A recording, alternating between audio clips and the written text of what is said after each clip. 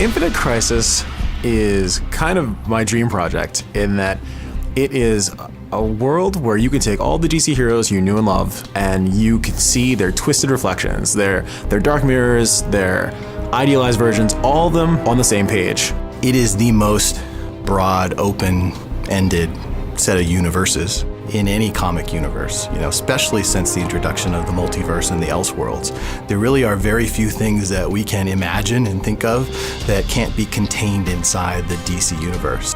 Jeff Johns, he's a visionary, and he's also a person who legitimately understands, like, hey, these are our characters. I'm gonna not only trust you with them, but ask you to do what you need to do in order to make the best possible game that you can make. I feel like DC has become absolutely integral to just the experience of the game, because without the DC multiverse, this just doesn't work.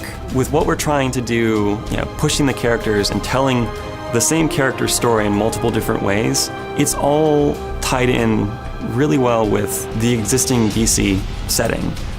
One of the biggest things that we bring to the table is the recognition that comes with seeing a character that you knew when you were a child.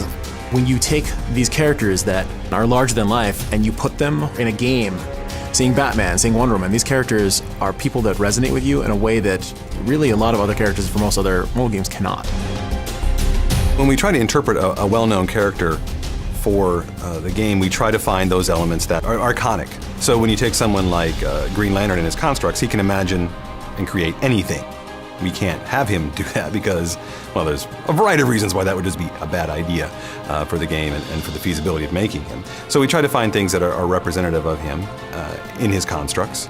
So he summons a giant jet and throws it at you, and that, of course, represents his sort of backstory as being that test pilot. We're always looking for ways to incorporate DC history and lore into the game in ways that make sense for a competitive environment. And one of the ways that I'm really proud of and what we've done that is through the artifacts. Now, these are the items that players will be acquiring from the Artifact Foundry through the match.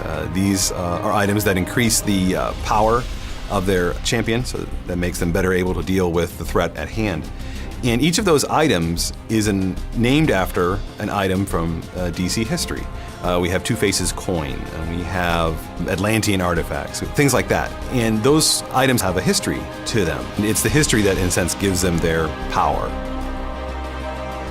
The multiverse is our license to do almost anything we want, and I'm really excited by it. Being able to make a alternate universe version of Superman, specifically one that DC hasn't even explicitly made yet, is very exciting.